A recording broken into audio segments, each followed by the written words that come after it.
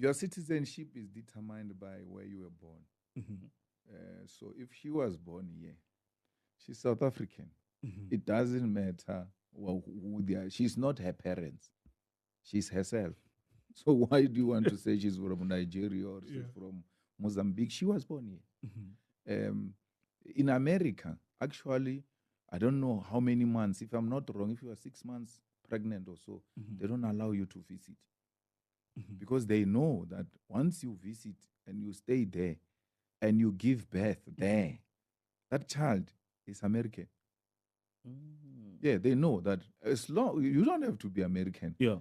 It's born in a hospital there. Yeah. Must be certified immediately that this is the child who was born in America. This is an American citizen. So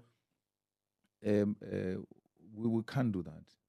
We cannot punish people on the basis of where their parents come from. So I've not followed the debate. I don't know if she's South African or not. But I would guess the Miss South Africa company would have done the necessary due diligence and come to a conclusion that she's a suitable candidate to contest. So those are the things that are actually engineered by those who are spreading hatred amongst African people. So such people should not be supported.